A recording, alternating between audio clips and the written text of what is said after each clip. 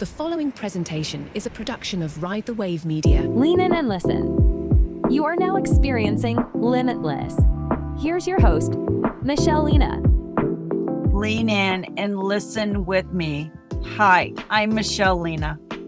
Welcome to Limitless. Today's episode is packed with raw honesty. We are going to sit down with my friend, Ryan Michler. He is a two-time author, an Iraq combat veteran, a father, and the founder of Order of Man. What is that? And do you need to be a part of it? He grew up without a father. Ryan turned this pivotal experience into a movement where he helps men step into their true role and take ownership of their lives. In our conversation, we are going to dive deep. We are going to talk about men's mental health. We're going to talk about suicide and the struggles he had with alcohol and how it led to the end of his 18-year marriages, the lesson he learned from growing up without a father, and the stories that he told when he served our country in Iraq. And we thank him for his service. Plus, we're going to touch base on one of my favorite tools and techniques. It's called the sidewalk rule. Do you know it? Do you use it? It's a really powerful little tip if you are in a relationship.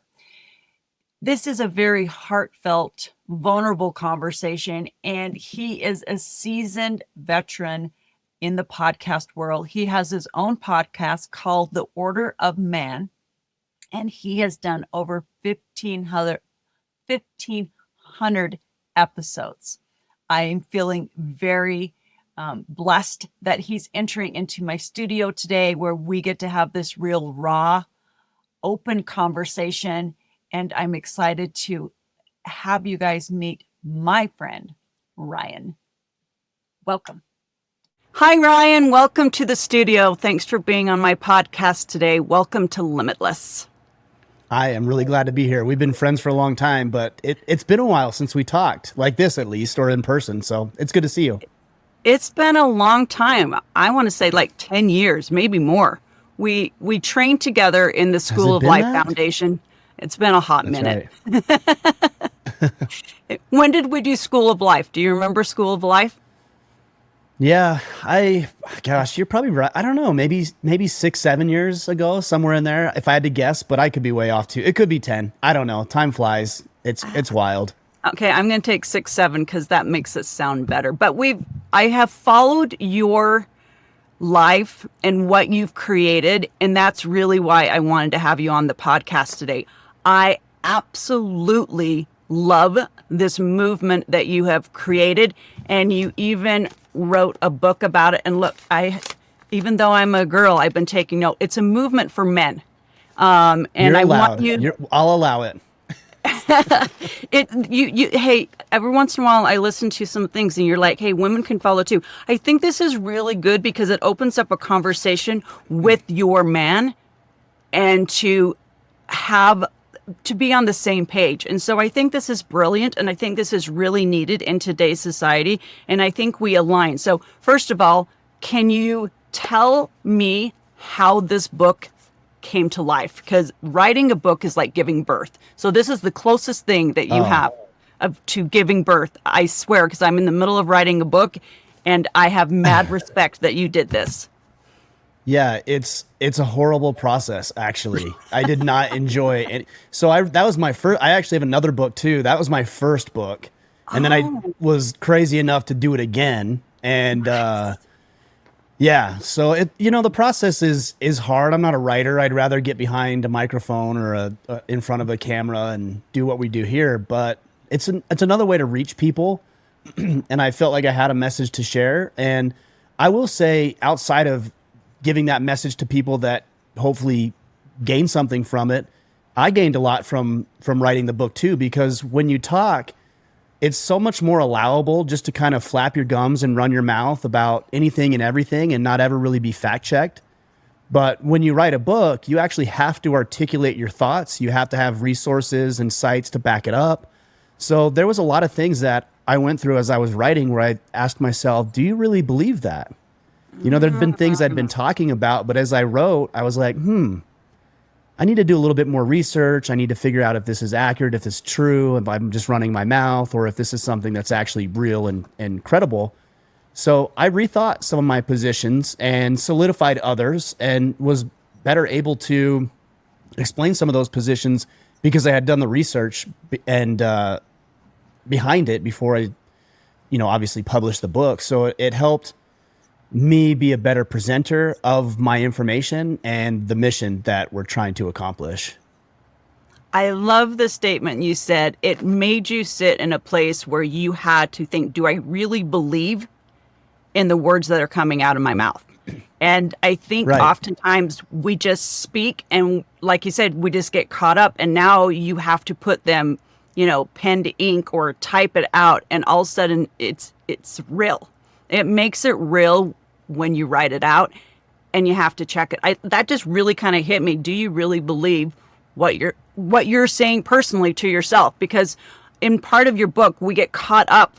All of these thoughts come into our head, and we realize that they're not always ours, and we need to claim which one are true to ourselves, to our value system, to our integrity, to who we are. And so I love the process of writing because it is just, it's in your face. Do you believe this? So I think that's super powerful. And that just makes you better in all ways. And it's important to challenge your own assumptions and your own thoughts and ideas. And I'm pretty convicted in what I believe, but I'm only that way because I've spent a lot of time thinking about it and stewing over it and researching it and reading books and listening to other people and reading their works and getting all of this input. And I'm a conglomeration of all of these thoughts and ideas and insights and my own unique experiences and perspectives. But I'm always willing to test. And, some people get mad because they don't see it the way I do. And I'm pretty immovable in a lot of these things. And other people really value it because they appreciate the conviction behind what I share. It's not really my responsibility to one person or the other, but I just want to share what I think is important. And I want to have weight behind the words that I share so that I know what I'm doing and who I'm serving and why this is important work. I think the weight that I feel from what I've read in your book and from knowing you personally, that holds such a strong foundation. You talk about experience. In life, we get experience plus experience. And with that, I think life gives you a gift. And I think that gift is called wisdom. And you have taken this wisdom from your childhood, because in the book, that's where it starts off, is your childhood. And I want you to start there.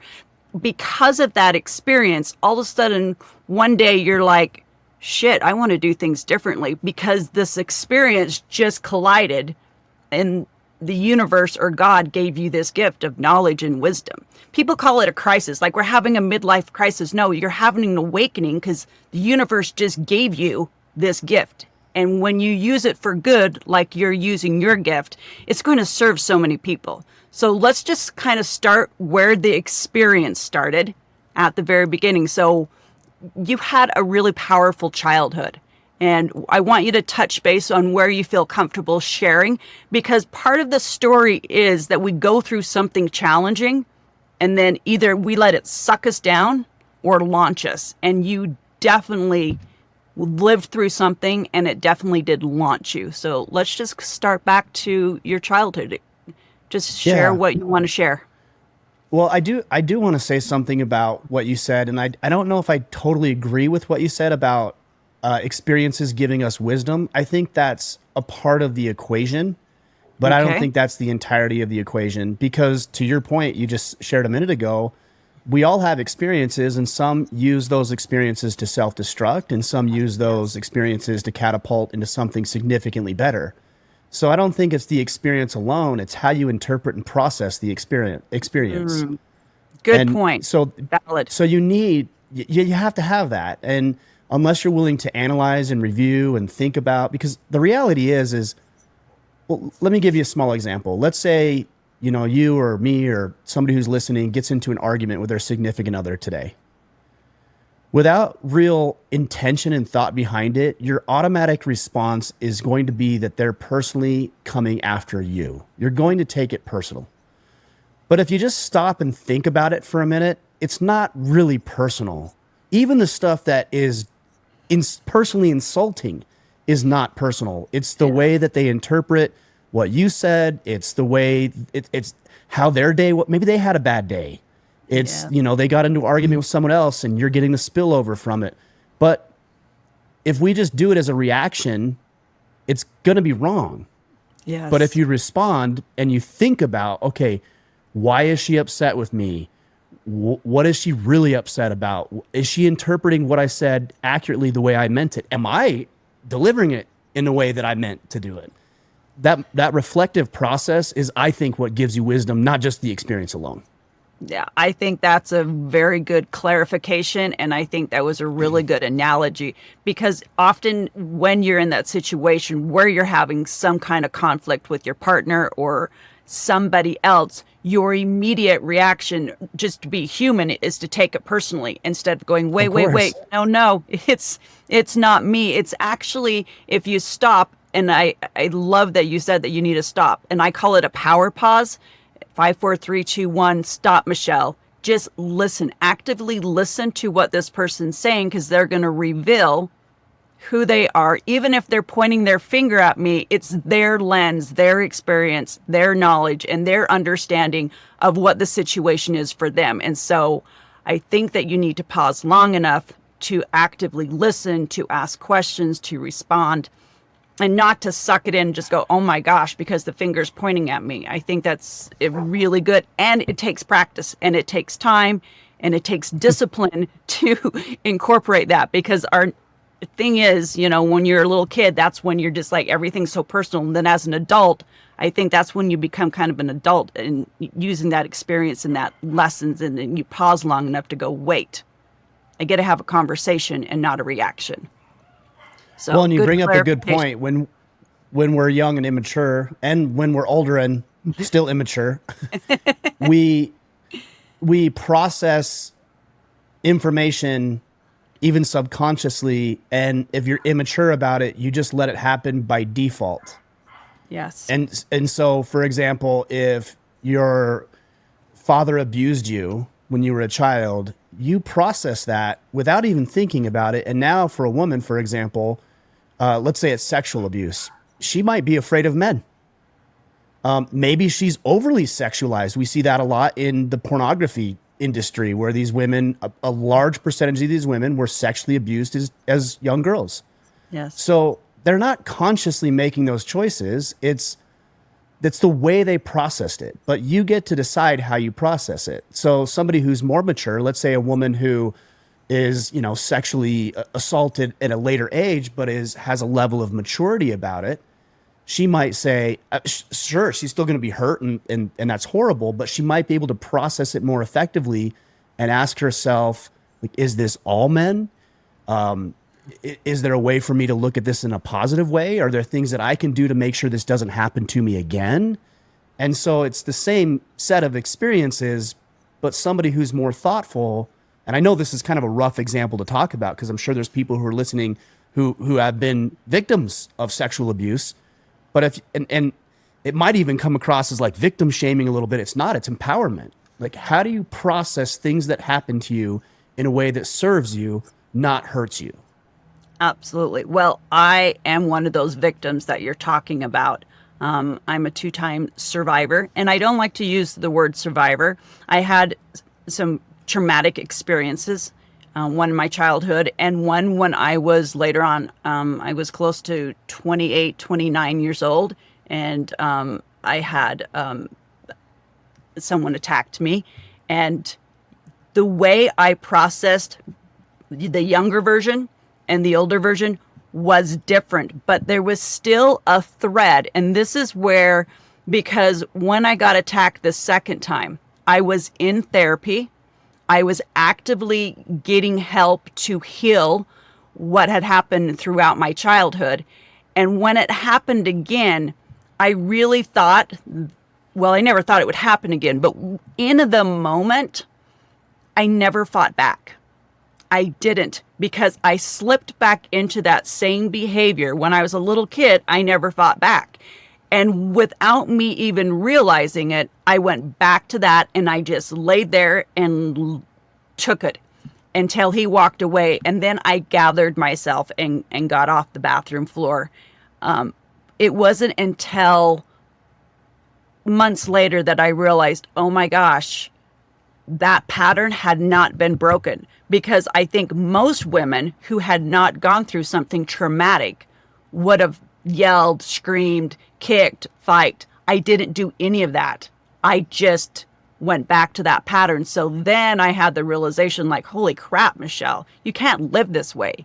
You know, you have to empower yourself. So if a man steps into your space and violates your space and your relationship, your body, your mind, your soul, you're going to freaking stop it this time.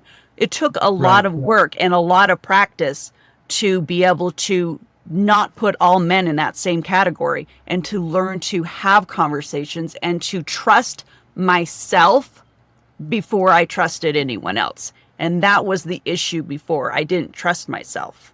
So yeah, it's a powerful example and one that I lived through. But yeah, it's easy to slide back. You have to take ownership, and you have to have tools in order to navigate every situation. Well, first of all, I'm sorry to hear that you went through those experiences. I don't think any person should have to do that. And you know, unfortunately, there's a lot of women I know who have, and who continue to wrestle with the fallout from that, mentally and emotionally and even physically.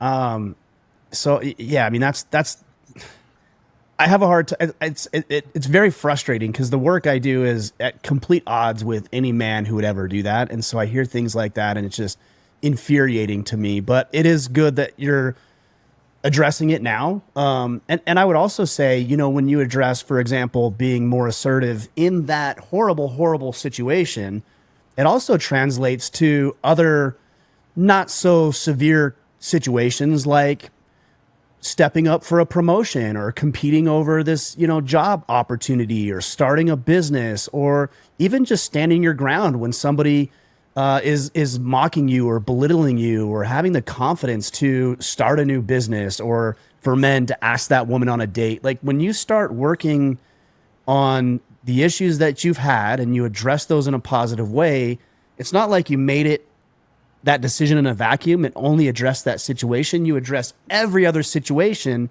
that you're dealing with in life, and to varying severities and degrees, but you're addressing it all at once. And that's an amazing thing. Yes, when you address it correctly and with the right tools and with the right people, I think I stepped into quiet confidence. And I think you said it correctly. I owned my voice, where now I have a voice everywhere. And it wasn't just in this situation, but I get to have a voice in any position, any table, and with anyone that's standing or sitting in front of me. And I think that's where we need to get people to rise up to that level, to own their voice, and to be conscious about what they're saying, and to be clear. I think that's why I'm drawn to what you're doing, is because the men in your group and your value system and the core beliefs that you're instilling in these men, and it started with yourself, because I know you went through your own transformation. You have physically, mentally, emotionally changed from the Ryan that I was training with. You have leveled up, and we're supposed to change. That's one thing I say about humans. We're designed to adapt, change, and overcome, and you have definitely shown that. So let's kind of dive into going back, how you've changed and adapt, and why you really wrote this book, and the characteristics you're trying to bring out in these men. Yeah, well, I apologize about deviating from your previous question. I have a tendency of like going off on these tangents, but we can wrap that first question back into this one. Okay. I mean, I really didn't have a very traumatic childhood. You know, some people say that was I had a great childhood. Like, I really did. My mom was loving, and she was amazing, and I never worried about, are we going to have food, or is there a place we're going to stay tonight? There were some moments where there was some fear, but she was always protective of that. She was amazing. I mean, really, the biggest thing for me is I didn't really have a male father figure in my life. My dad was out of the picture by the time I was 3. You know, I would see him occasionally, you know, in the summers or something like that. I'd go, and we had a decent relationship for what we could. But yeah, I didn't really see him a whole lot. I had a couple other father figures come into my life, stepfathers that were not great examples. But that's really what led me over, you know, the course of 32, 33, 35 years to like get me to the point where I'm like, you know what? I think I have something to share. I think I have something to say. And when I started Order of Man in 2015, it was 2015. Yeah. It was very selfish. It was so I could talk with people that I was inspired and motivated by, and then learn from them so that I could be better. And I had my financial planning practice at the time. You might remember that, Yes. but I had my financial planning firm. So maybe it was 10 years. But yeah, I had the financial planning firm and doing fairly well with that. But I realized there was some deficiencies that I'd never learned about as I was growing up. So I thought, this is a great way to learn from people. And in the meantime, I'll just make it public. And it was really interesting because when I want to say 2014, maybe, I started another podcast called Wealth Anatomy. And it was a podcast geared towards helping medical professionals with their financial planning, because that was my background. And I loved it. I realized very, very quickly that I wanted to continue to podcast, but I wanted to have a different conversation. So I never placed myself or put myself on some pedestal, and I never said I had it all figured out. I said, I'm trying to learn. I'm trying to be a better man, and I still fall short to this day. And I've had some very real, heavy, and public failures over the past couple of years, but none of that deters me from continuing to improve and get better, and that's what I'm working on. First of all, not having a strong male figure growing up, it was part of the catalyst that led you to gathering, you know, these men together and creating the Order of Men, so they could be what you didn't have.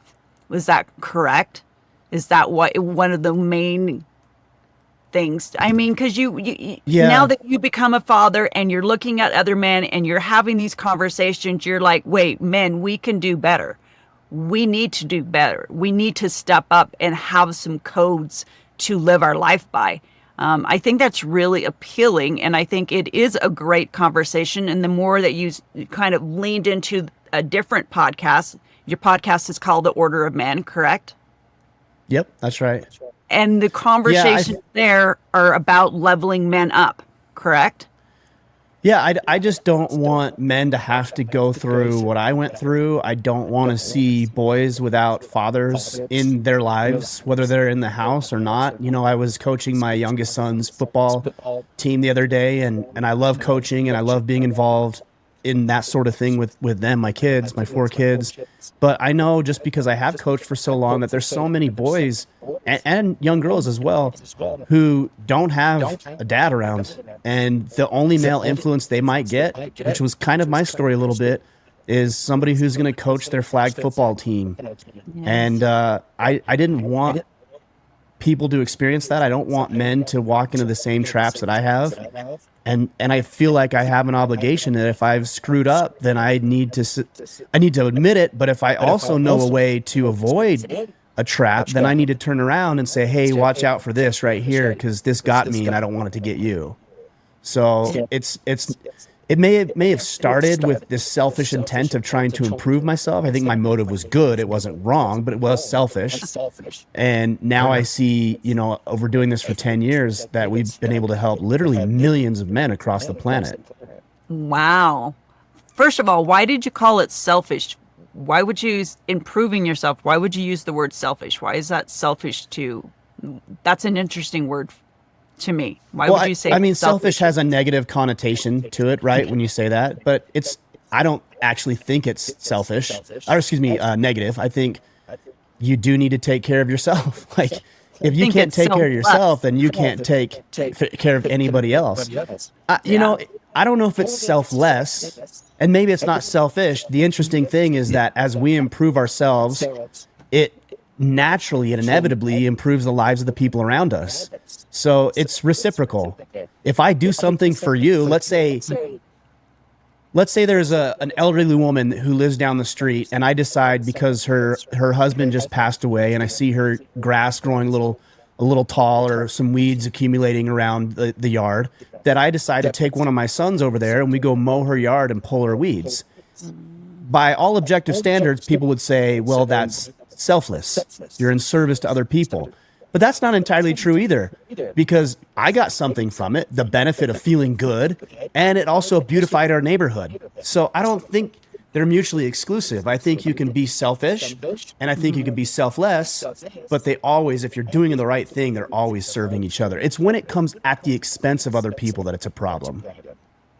So true. I love that play. They do play together, and it just really just boils down to ownership and just where you align and what you see, and bringing other people into, bringing your son into that example, showing him, hey, when there is something, this is what we do. We step up and we take care of it, not just for ourselves, but for others and for our community. And I think that's really where you're aligning up. So let's talk about some of the core values that you are building the Order of Men on. You have, like, I think there's 3 pillars. Will you talk about those a little bit? Yeah, so the core tenets of our movement are to protect, to provide, and to preside. That third is synonymous with leadership. And I believe that we as men are called, from a spiritual perspective, called by God. But if that doesn't resonate with somebody, then also it's just a practical approach to a good life. If you can learn to make yourself capable of protecting yourself and others, providing, not just financially, but emotionally and spiritually and mentally for the people that you love, and then presiding, leading. Sometimes when people hear the word preside or leadership, they think that it's somebody who's like dominating everybody else and has authority over others. I don't actually look at leadership like that. Leadership to me is service. It isn't placing yourself above anybody else. It's lifting people up. It's giving them tools. It's serving them. It's figuring out what their problems are and figuring out a way to lead them. I do believe that you do need to have some influence and credibility and authority in order to lead effectively, but I don't think those 3 factors place you above anybody else. But that's really what we focus on, is protection, provision, and presiding leadership. I like the definition you give for preside and leadership, because I think some people maybe get a little bit like this with it, especially in this day and age. A man's going to preside, but I believe that you should work together. It is service. It's standing shoulder to shoulder, or sometimes somebody needs to take the lead and somebody needs to fall behind. It reminds me of my father. He was in the military, and I know you served in the military. Thank you for that. That was a big part of your legacy and made you who you are. But I like that analogy that leadership is about service and leading by doing something with action and not just barking at somebody. Because I know some people are like, what? They're going to preside over me? No. I really liked that clarification. So I think that's a beautiful way to state that and instill in men. And anybody who would bark orders at you and push you around or use some sort of perceived or expressed authority to hold you down is not leading. That's more akin to tyranny or dictatorship. It's certainly not leadership. The way I look at leadership is, if I'm leading in this capacity, for example, with you, then you have to decide, is this a person I want to follow? Yes. The other people have a say in the matter. But if you don't have another say, then that's not leadership. That's something entirely different. Yes. Yeah. It needs to be a conversation. Shoulder to shoulder is how I see it, at least in my partnerships with my person, and in businesses, in situations where I'm going in. You want to just kind of do it together and have counsel and conversation and then move forward. So let me talk about something else, the power. What do you mean by power? And what is some examples or a story that you can give with power? Can you give me a context of where, was there a certain thing you were talking about? The 3 cores are power, preside, and what was I apologize. Oh, no. protect, provide, and preside. Oh, protect. I thought you said power. I apologize. So protect. No, that's okay. Yes. That sounds better. My brain heard power, Yeah. and I'm just like, what do you mean by power? But protect. I don't actually my brain think there's understands. anything inherently wrong with being a powerful person. Yeah. But again, that has a negative connotation to it. But yeah, so, I mean, even if we wanted to talk about that, how do you righteously be powerful? Well, you be capable, you're bold, you're assertive, you believe in what you say what you mean. Like, there's a lot of ways to be powerful, but that isn't what I would consider one of the core tenets of what we do. Yeah. It's protect.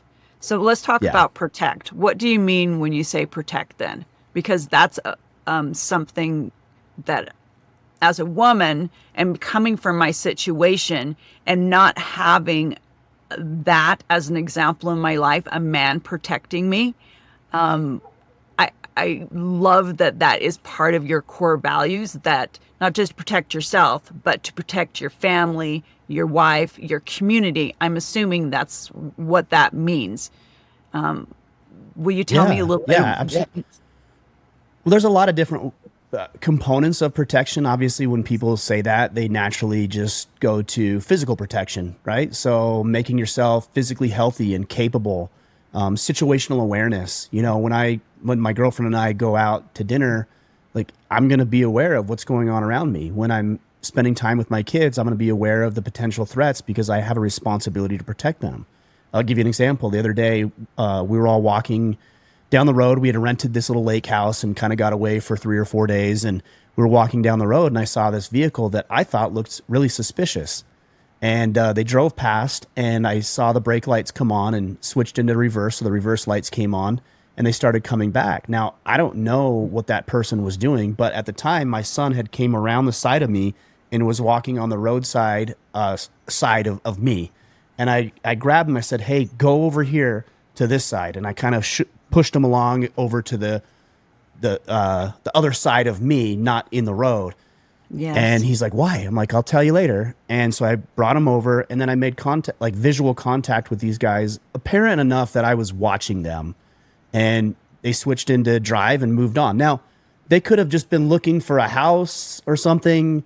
They could have been sightseeing and maybe they saw something they wanted to get another look at, or it could have been that they wanted to grab one of my children. I don't know, but I'm not going to put myself or them in that position. And so it's my job as a man to be aware of what's going on and then make appropriate adjustments to keep my people safe. So that's a huge component of protection. I love that analogy, and I talk about that all the time. It's the sidewalk rule. And when I left my marriage after 32 years and I started to date, that was one of the biggest things. When I went out on a date, I purposely put myself close to the road to see who would shoulder me in, because that mattered to me. I purposely would sit in the car. I wanted to know that the man is going to get out and look around and pay attention to the situation before I exit the car. I expected that from the men that I dated. Maybe I'm considered old school, but that is the standard that my father set, and one of the principles that I live by. So yeah, when I'm with my kids, I do the same thing. I'm super aware. And I love that you saw the car, you responded, and then later on had a conversation with your son to explain this brilliant rule, the sidewalk rule. Everyone should know the sidewalk. Yeah, I always kind of get a little bit of a chuckle, and I try not to judge, but when I see a man walking on the inside of the sidewalk, I can't help but wonder, what in the world is that guy doing?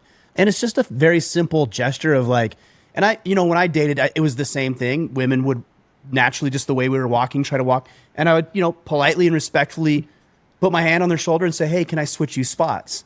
And every person I've ever done that with has said, thank you. Like, I don't think there's any women out there. There's probably some that like, I don't need no man, and I can. We know you can. We know you can do it without us. That's not the point. The point is, we want to be served. We want to serve you. Yeah. We want to be the men in the relationship. That's the point. It's not that we don't think you can do it. It's that it's our job and we want to be valuable in your life. Yes, I love that example. Yeah. And it goes back to what you said, service. It's just, this is how I can serve you in the smallest way, but super powerful. And it's something that I notice. Even when we go to a restaurant, does he sit on the outside and I sit on the inside? Just that protection, that shield. Yeah, I'm totally capable of doing it, but I want to know if you're going to step in and see me and value me enough to protect me and look around at every situation. So I think more men need to do that. And I do the same thing when I'm walking down the street or somewhere. And I'm like, where are these men? Why are they not doing this? This the simplest tool. Freaking step up. So I hope you talk about that. Well, in all fairness, we do have to be fair here. If they're not doing it, it's either they don't care, which I really don't think is the case, or they just never learned. And that's probably more accurate. That dad wasn't around, they never learned. And so it's our mission to help teach simple things like that and more significant things that, like earning money and, getting in shape and having a plan for your life. So we teach as much as we possibly can. Yeah, I agree. I think most people just don't know, because I was at the gym one time and I was walking around the track and this guy came up next to me and I said, well, what if the road was right here? What would you do? And he's like, what do you mean? What would I do? And he had no idea. And I'm like, oh, you don't know about the sidewalk rule. So I told him, and he's like, yeah, that is a great rule. Why didn't someone tell me this? That makes sense. Why didn't I see it? And I think so many times we can't even see what's obvious right in front of us. Like, why wouldn't he switch? But we just don't know what we don't know. He doesn't know. Yeah, he just doesn't know. Anyways, I want to talk about your military career, because the military is near and dear to my heart. And I know you served. My father served. I had 2 boys that served. And I really want to thank you for that. Can you tell me a little bit about your service? Because your story and what you went through is absolutely just, I can't even wrap my head around it. So I really would like you to share that story if you could, please. Yeah. With military, you mean the military service? Yeah. When you got deployed and what happened with your unit, your unit story. I think it's super powerful.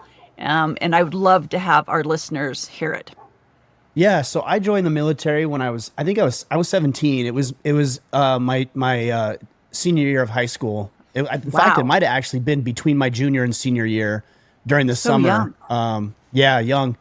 But I had I had a desire to serve, and I didn't really have a plan. And I thought this could be a good plan for me, or a good road for me. And I'd always been patriotic and loved to see what our military members were doing. And so there was a bit of motivation and inspiration from them as well. So I ended up joining the National Guard. And most of that is, they're not so affectionately referred to as weekend warriors, where you do the 1 weekend a month, 2 weeks. Yeah. And so, we got picked on and, teased about that, which is fine, but that worked out well. But in 2005, my unit was activated to go to Ramadi, Iraq. And at the time, that was the hotbed of the insurgency while we were there, while U.S. occupied Iraq. And so I had been married, I think at the time, for about 6 months, 5 or 6 months before I left. So that was a challenge. Yeah. I was doing retail clothing as my background before even the financial planning stuff. So I worked at a store. I opened a brand new buckle clothing store in Southern California right after her and I got married. And I worked there for about 3 or 4 months before I got orders that we were going to Iraq. So she moved home to Utah with her folks, and I deployed. We were gone for a year and a half. I was stateside for 6 months training, and then in Iraq for a year. And I remember when we got there, I saw these pictures on the wall of the office that I would be working out of, and it was 14 soldiers. And I asked one of the captains there at the office who those soldiers were. And, somberly, he said that those were the 14 men that had lost their lives while they were there deployed. And that was a real shell shock because we were replacing them. So we were going to be doing exactly what they were doing. So I remember we kind of got introduced to the base a little bit, and a couple of soldiers drove us around and showed us the base, like where the chow hall was and the medical center and where the soldiers lived and all this kind of thing. And as we were driving, they would show where all these rockets and mortars hit. They're like, oh, a rocket hit that wall, and you saw this big hole, and a mortar hit over here, and this is where so-and-so died. I'm like, oh my gosh, this is unreal. And it became very real really quickly. But yeah, we spent a year with various missions. I primarily was in charge of base defense, so making sure that the soldiers and Marines and airmen on the base were safe and protected and secure. There was a patrol mission where guys would actually go out into the cities and look for bomb makers and insurgents and the like. And then we had a artillery mission as well. So if we were fired upon, we had a small artillery mission that we'd fire back and respond appropriately. Yeah, so we had one in that time that we were there. We had one colonel who was attached to us that ended up losing his life. He wasn't technically part of our unit, but he was attached to the unit in some leadership capacities. But we didn't lose in our year there a single soldier in our unit, not a single one. And I remember when we left, one of our colonels, he said, "Hey, look, the reality is that we're not all coming back. So we're going to work hard. We're going to do these things. We're going to do our job. We're going to try to serve each other and help each other and be there for each other. But we're not all coming back from this." But we did. And I remember when we came back to Southern Utah, because that's where my unit was out of, we got word not long after we got back that the unit that had replaced us had a major incident at one of the gates to entry to the base and had lost, if I remember correctly, I want to say 9 or 10 soldiers the first week that they were there. Oh my and God. I mean, just to be there in that moment and like know that the unit before us lost so many, the unit after us lost so many. I have people that I know have lost their lives in Iraq, and like it's tough, you know, but we were protected and we looked after each other. And so fortunately we all made it home. I can't even imagine walking in and seeing those 14 faces. And like you said, you had to do the same exact job that they did. I don't know how mentally, apparently you're trained really well that you step into that place to go, well, it's my job. I don't know how you do that. I just have such respect and such honor. My mind can't even wrap around. And that you all came home. What do you attribute your unit coming home? I mean, God watching over you, the universe watching over you, whatever you label. But I'm sure there was some active practices that you did as a unit to foster something to make this happen. What do you attribute that to? Yeah, you know what? I mean, certainly I feel blessed, and I think God, of course, had his hand in that. I am a little hesitant to say that because in my mind, it's hard for me to understand if it was really God's hand in all of that. Then why did the unit before us lose soldiers, and why did the unit after us? So was he not protecting them? And I don't believe that. Yeah. So It's I think so his hard. hand was in it is, and I think his hand was in it. I just wonder if we were just meant for other things, like he had other plans, you know, and I don't always live I don't always honor that the best I could. None of us do, but I felt like I had big plans, and I still feel like I have big plans in store. I'm very hesitant to say this because it sounds maybe a little weird or maybe even arrogant, but I am destined for something incredible. And that's a motivating factor for me to wake up and show up and do what I need to do, even though I might not want to, or even though I might have failures, is I have to step into this because I've always felt like there's something more in store for me, but I've never been one to be passive and say, well, you know, if it's meant to be. I hate that. I hate when people say, if it's God's will. Well, God's will is for you to do work. Yeah. God's will is for you to find something meaningful and face your fears and tackle your problems and then help other people with the same thing. And you can't do that by saying, oh, if God wants it to be, then, you know, maybe it'll happen. That's too passive for me. way I don't too really fast. know what it's attributed to. I just know that we all have something great to do. It's just a matter of whether or not we're going to do it. I think that's a really the best place to land. And I think everyone needs to say that, like, you're destined to do something great. Absolutely. I've seen you just rise. And I'm older than you, and I brought you into our little School of Life training program. And I just felt like this kinship. But anyone who's younger than me, I feel like they're my kid. And I know you're not that much younger, but if I have a 40-year-old son, so if you're younger than 40, I always think, oh, well, you're just my child. But I'm 43, so I'm right in that age category. Yeah, well, it would have been a very young childhood. But I love that we just say, yes, we inside of us, we are designed for greatness. We are designed to do something amazing. And whether we step into that or not is our choice. Because it is in there.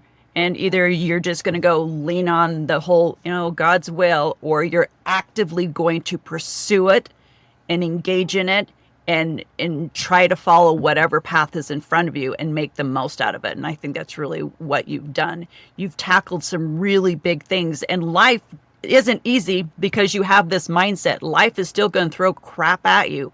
And you said you've gone through some big obstacles the last couple of years. I know you went through something similar that I did. My marriage ended after 32 years, something that I did not expect to happen. And it put me in a different season, which I'm now super grateful for because of the things that I've experienced because of going through that change and that transition into where I'm sitting now. So that was something that you had to battle, because part of, I think, your core beliefs is, being this father and having this marriage, and then something happened and you're in the same situation I am. Do you want to talk about that and how that affected you? Yeah.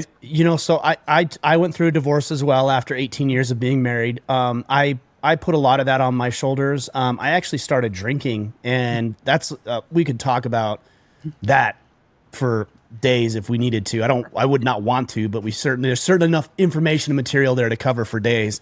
But yeah, I got into drinking. A lot of it was a way for me to cope with some pressure and stress. And as somebody who I am a high achiever, and it's hard for me to shut my mind off and disengage, but the body needs it, and for me to disengage and shut the little voices down and the engines from turning all the time, it was drinking. And it got really, really bad over a course of a couple of years, to the point where I was spending so much of my time, the majority of my life, frankly, and every day and evening, either drunk, passed out, or hungover. So it got really bad. And as a result of that, I neglected what my ex-wife needed.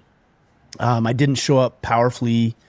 I lost my way. It's interesting because people will often say negatively, they'll take jabs and say, well, if what you were teaching about men was so good, how are you in this situation? And actually, I don't think it's detrimental to what I was saying. It actually supports what I was saying, because it's not that it doesn't work. It's that I wasn't doing it. But the amazing thing is that when you're taking this advice and you're living how we teach, things tend to work out pretty well. And when you deviate and you slip into temptation and you make bad choices, then things tend to not work out so well.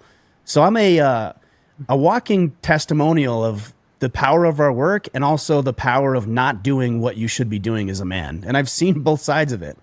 So yeah, we went through a divorce. We lived in Maine. We had moved to Maine 4 years earlier, and came back without my wife, but she is here. I'm not saying that. We both collectively decided that we're going to move the family back to Southern Utah because there's more moral support through family and friends. And we live a couple of miles away, and we have a somewhat amicable relationship, and we're trying to do what's in the best interest of our kids. But yeah, it's been a learning curve. I was thinking about this as you were talking, because there were moments in that process where I don't want to say I contemplated suicide. It wasn't that, but I would be lying if I didn't say that didn't cross my mind. Like, would I be better off, or would my kids be better off? would should I just end this? And I never really seriously considered that, but it got me thinking that about how many people do end up taking their lives because of these circumstances, whether self-inflicted or not.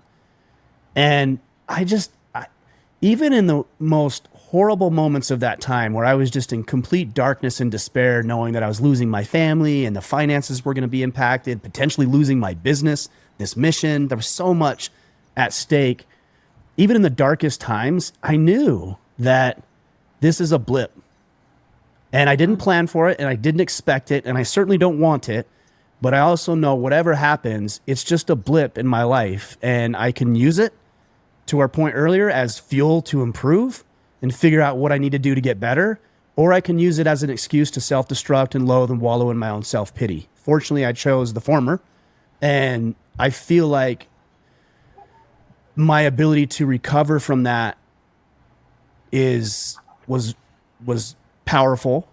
And I think maybe a lot more effective than the way a lot of people handle it.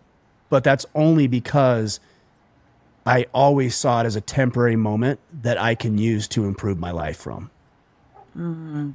You said so many things. The first word that really stood out to me when you were talking about some really big issues, heavily drinking, ownership. You took ownership of everything.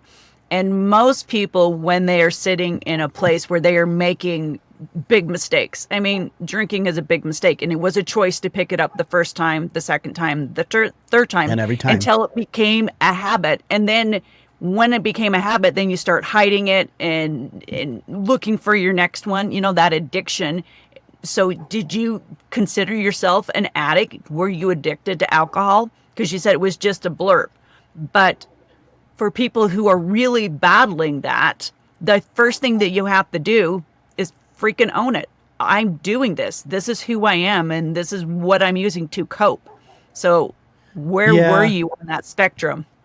Well, when my ex told me she wanted a divorce, that was on a Sunday. The next day I found a therapist and I started going to an AA meeting, a local AA meeting. And I remember going into that AA meeting for the first time, and it was very difficult. I remember thinking, how did I find myself here? Like, this is crazy. And I also really had a hard time resonating with the people who were there. I didn't think down on them. I didn't think less than of them. I just didn't feel like I resonated. I didn't feel like one of them. Yeah. And I remember this woman, she introduced herself, and she had been sober for 30 plus years. And every time I went, every week, for months, she would say, I'm so-and-so, and I'm an alcoholic. And I hated that. I hated that because I was like, are you though? Because you've been 30 years sober, but you're still identifying yourself as an alcoholic. And that works for some people. I'm not going to say that you should or should not do it. You have to decide. There's people in my life who use that term and have no problem with that term. I do. And so I do what's empowering to me. And for me is, no, I'm not an alcoholic. I'm susceptible to alcohol abuse. I have a very addictive personality. I really like alcohol for a lot of reasons. And I'm not somebody who dabbles in anything, especially drinking. So I can't have a drink. If I have a drink, I want all the drinks. So am I an alcoholic? I mean, maybe you could say that, but I choose to look at it as, no, I have some weaknesses and some susceptibilities that I need to be hyper aware of that other people might not need to be so aware of. I love that you flip the label because I find that so often. I'm an alcoholic. Like you said, 30 years she's been identifying with this label. She's probably been sober longer than she was an alcoholic. But and she's look, if it works, I have to say if it works. I know, but I have to say this because if that works and that's what keeps her sober, then all the power to her. I want to be fair about that. It just doesn't work for me, but it doesn't mean it's wrong. It just doesn't work for me.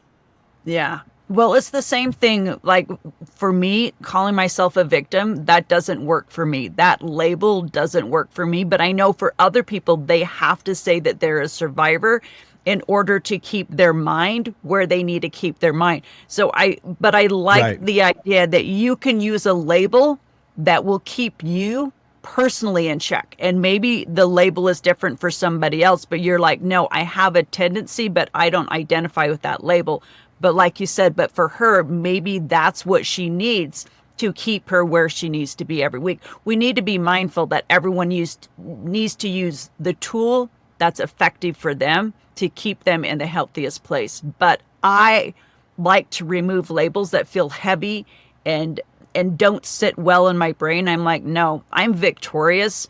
I went through an experience and I learned, and that does not define me. I do not like that label at all, and I will not attach it to me. So I think it's really Yeah. important that as you go through, even being divorced, there's such a weight to that word, and I don't like that word. It doesn't really describe the situation on how my marriage ended. And so I just think words have weight if we stick them to us the wrong way. Does that make sense? Well, it does. And words mean different things to different people. For example, how many times have you met somebody and they share their name with you and you immediately like them a little less because you associate that name with somebody you don't like in a previous part of your life. So if you like, everybody has done that. So you can't tell me that words don't matter. That person has nothing to do with the person you dislike, but you associated it through a word. There's significance behind the word. So I think one of the underlying threads of this conversation is empowerment. And you just have to ask yourself, is the language I'm using to describe myself, to describe my experience, is it empowering to me? If calling yourself an alcoholic so that you can do what you need to do to avoid falling into that temptation is empowering to you, then use it. If calling yourself a victim of sexual abuse and violence is empowering to help you prepare and keep yourself safe and overcome the emotional trauma and mental weight of that, then by all means, do it. But I think the key thing is, are you being deliberate about the words that you're speaking to yourself? Because if you're not, then it's going to automatically slip into a negative connotation. But it's the same thing with, being divorced. Like, you can use that language as good, because a lot of people, what they'll do is they'll say like, well, I'm divorced, and they'll label it that way, for example, and then they'll paint themselves as a victim. Other people will say, I'm divorced and I acknowledge why that's the case, and I don't want that to be the case, and so I'm going to do better. It's all about empowerment. I don't care what words you use. Just use words that are going to serve you. That's it. Use words that are going to serve you. I love that example. I want to go back and touch base because you talked about something heavy, and this month is actually Suicide Prevention Month, and this is a big subject, and men take their lives. I wish I knew the statistic, but I know, like in the military, this is a huge problem. This is something that needs to have a conversation. So you went into a dark space. You had a conversation with yourself. Of course, you stopped the conversation and you realized, but there's a point where some people don't, and they make a decision that they can't come back. So I want you to kind of talk about that darkness, and in light of this month, and some of the tools that maybe you use in your group, because men don't find it comfortable to talk about their feelings. And I think that is probably maybe one of the issues that men are taking their lives so in such numbers. Well, I really wish I knew the statistic. I mean, the reality is that men are killing themselves at the rate of 4 to 5 times faster than that of their female counterparts. So there's something that high. There's something happening with men specifically. There's something happening culturally, but there's also something happening at a greater rate with men. And so, we need to address that. It's hard for me to talk about in a way that I fully understand what somebody would actually be going through who, for example, put a firearm in their mouth, or we don't need to get in the ways they might do it, but somebody who actually goes to that point. I've never been there, so I can't speak from experience. But what I do know is that we need other men in our lives. And I think if more men had two things, a purpose for life and men in their corner, I think we would see these numbers drastically decline. The military is a great example. The military and law enforcement, first responders, these types of jobs have among the highest suicide rates on the planet. And I think part of the reason is because a military member or a police officer, a firefighter, et cetera, they are so tied to the significance of the work they do. These are life and death scenarios. They take tremendous pride and satisfaction and fulfillment in what they do, and they really wrap up their identity as a man in those professions. If you say to a man, what is it that you do, or who are you? He's going to say, I'm a soldier, or I'm a police officer, I'm a firefighter. So much identity wrapped up into it. The problem is that at some point it's going to go away. You're going to retire, you're going to get medically disqualified or discharged. There's something that's going to happen and it's going to go away. And then when that's stripped from you, who are you now? If you wrapped up your entire identity of who you are as a man, as a soldier, and you're no longer a soldier, then is it safe to assume that a person like that thinks he's no longer a man? Probably. And without a purpose, it's really hard to come back from because there's no hope. And I think that's what suicide ultimately is. It's a person who has lost all hope. Therefore, the only path forward is to end it. Because if there was any hope, if that person had any hope at all, they would hold on just a little bit longer. And I have stories of that. Countless stories of men with guns in their mouths, sitting on their bed, and a little glimmer says, we're not done here, or no, I need to be here for the kids, or whatever it is for you. But there has to be some sort of identity wrapped up in something that is not external. So another example is if you wrap up your identity in being a married man and that goes away, whether she dies or you guys go through a divorce and that's all you thought about yourself, that's ripped away from you, there's no longer any hope. You need to build, men need to build, and women too, need to build purpose in something that is never going to go away. And that's values, that's being a son or daughter of God. That's knowing your inherent worth as a human being, understanding and realizing untapped potential, having hope and optimism towards what you can create if you stick around a little bit longer. So that's that side of it. The other side of it is, oh, go ahead. No, I was just saying that was such a good wrap up. Continue your thought. It was perfect. So the other side of it is that we need to have, and I'm talking specifically with men, but I think a lot of this would apply to women as well. But we as men need to have men in our corner. And you said something, we don't want to talk about our feelings. That's right, we don't. Part of it is we feel weak when we do, and we don't want to feel weak. We want to feel capable and bold and courageous. The other part of it is that's not how men operate. So we have a lot of women who will tell men, hey, you really need to talk out your feelings. No, that's what you need to do because you're a woman. We don't need to do it the same way you do. And that's actually part of the problem. Men are directional, women are relational. I'm talking broad generalities. So a woman can get together with other women and talk about who knows what and really enjoy the relational connection with each other. But a man comes home from hanging out with his buddy and his woman says, what'd you guys talk about? I don't know. Well, how's his wife doing? I don't know. What about his kids? What are his kids up to? I don't know. Because we don't care about that. We really don't. And so women will look down on that, but what we do care about is direction.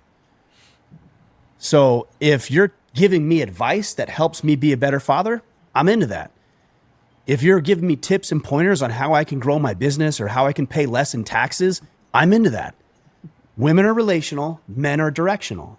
So we solve our problems by, yes, we do need to talk about our issues to the degree that we can solve them. I go to a therapist, and I've worked with a lot of therapists. The ones I don't like are the ones that want to sit and talk about how I feel and let's work it out and like small talk. I'm not interested in that. Give me 5 things that I can do today, right now, to feel better. If you can do that, I will share whatever I need to share so that you can give me whatever you need to give me so that I can get better. And I think there's a really misguided way that we're looking at men's mental health because it's dictated by a lot of times women. They're not wrong, but they're not men. And by an overly soft and feminized society. Well, I think you nailed it on the head. Women gather to talk and to nurture, and men gather with action and with a tool. And you need to understand the differences. It doesn't make it, I'm just the way I'm wired and you're just the way you're wired. And so we're going to solve it differently. And just to address that. So I think that was brilliantly said and well spoken. I love the identity thing. I think that is absolutely true. We tend to tap into that and own that label. And when it's stripped away and we don't know who we are without it, it is definitely harming society. When I sit in my coaching practice, the first question I ask people, I'm like, who are you? And if they come up with labels like that, I'm like, no, who are you? Like if I asked you, who are you? Can you say who you are without a label? Most people cannot do that. They don't understand going down to that core value and your beliefs and leaning on those. And then I believe also, like you said, men need to have tribes and women need to have tribes. You need to gather around other men, and I need to gather around other women, because that is where you're going to heal and foster with like-minded people. You can go hunting or golfing all day long, and come home and you're not going to tell us anything, but you're going to have the best day of your life and feel amazing because you were taking action all day long, and maybe you picked up 2 business tools that you can improve your life. And that was a solution for you. So I think just recognizing the differences is super powerful, because there are differences in how we navigate life just as humans.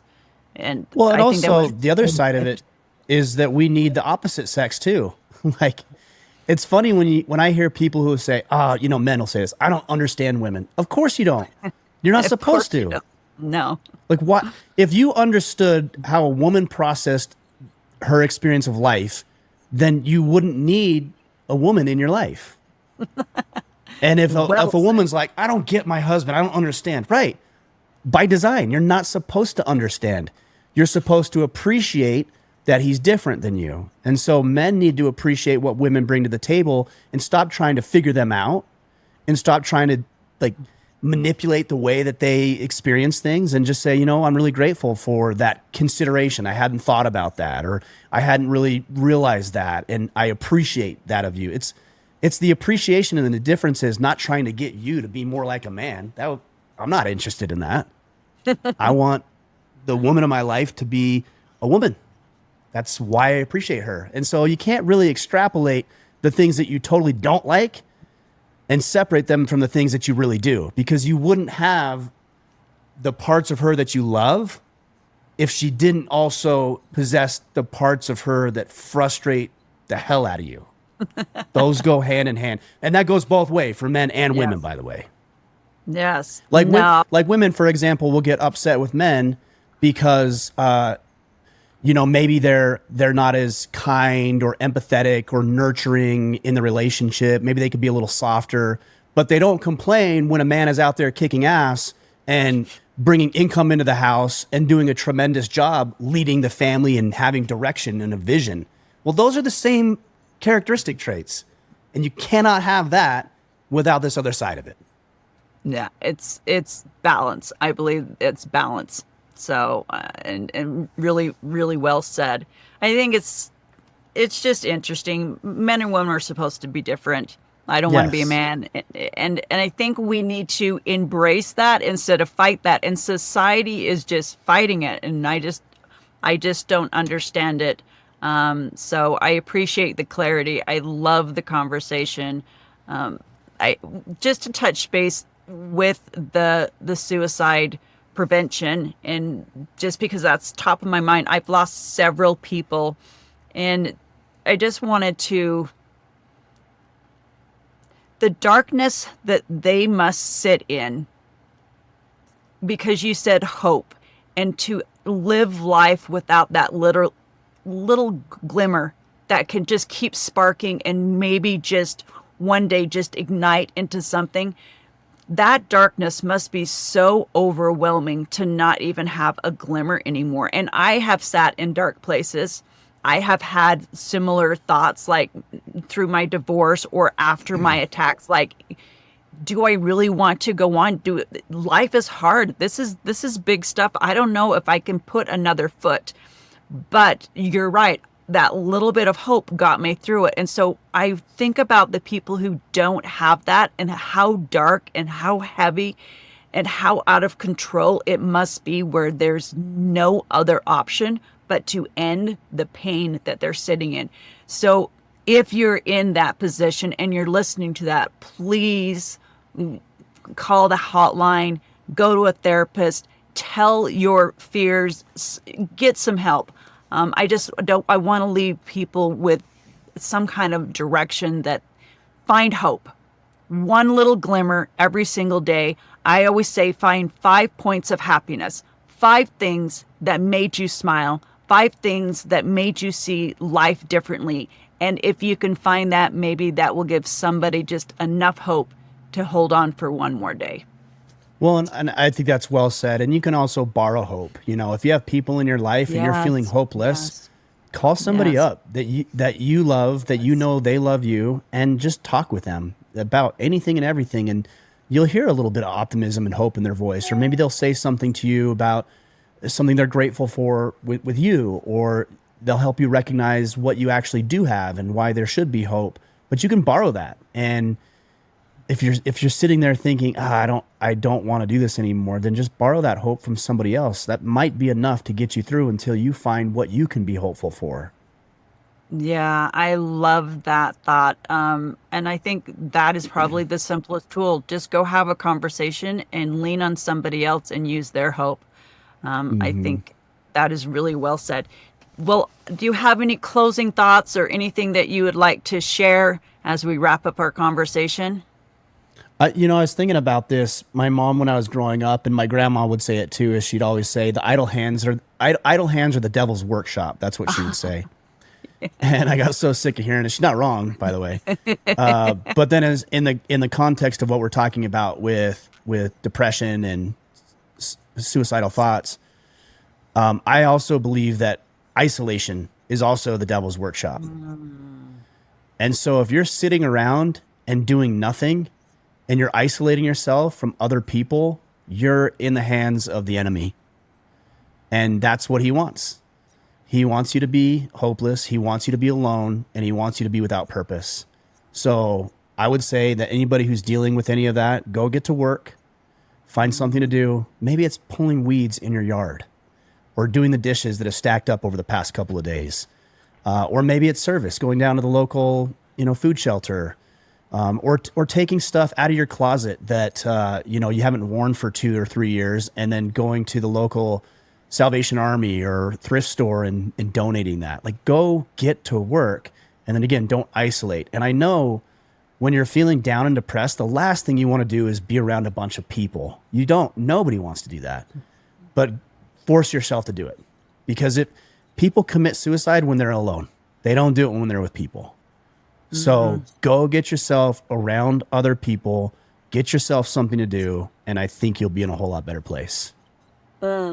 Such great advice, such simple tools. Yes, just get out there. I love, just go into your own yard, pull a weed, and then step even further. Then go to the shelter.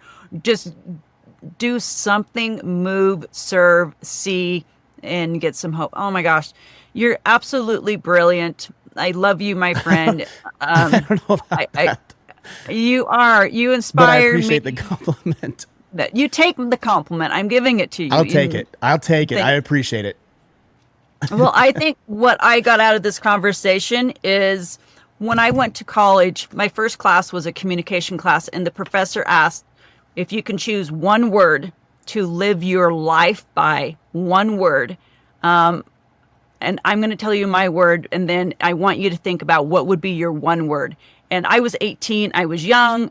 I was just like, and I had to write 1,500 words about this one word. And I chose the word real. I wanted to live my life real, and I wanted to feel everything, whether it was good or bad. And I wanted to show up in that state of just raw, real, and authentic. And the moments that I've done that, I've lived my best life. The moments that I let that label slip away, and that's the one that I hold on to, is where I didn't shine and I didn't have hope and I wasn't the best version of myself. So that is the word that keeps me in check. And when I've been listening to your story, that's what I feel. You are so real. You're so honest. You're so authentic. You take ownership of the mistakes that you've gone through. You've done some big things in your life, and you have chosen to sit in whatever space, but also to move forward with passion and purpose and determination. And I have mad respect for you, my friend. So what would Thank be you. your one word that you Yeah. would choose? I've never done this exercise, but there was a couple that just immediately came to mind as you were saying that. And the word I Perfect. landed on was tenacity. Ooh. Tenacity. Like I've told people this in the past, it sounds really funny, but I don't have the luxury of not being tenacious. Like I'm not good enough or smart enough or intelligent enough. Like I can make up for all of that if I just have that level of tenacity that success requires. And over time, I'll overcome the lack of maybe intelligence or the ability to do dumb things. Is just being tenacious has served me well. That's a great word. I absolutely love that. Thank you for sharing your time with me today, Ryan. I course. really Of appreciate course. it so much. I end every podcast this way. You can't go over it. You can't go under it. Let's go through it together. Carry on.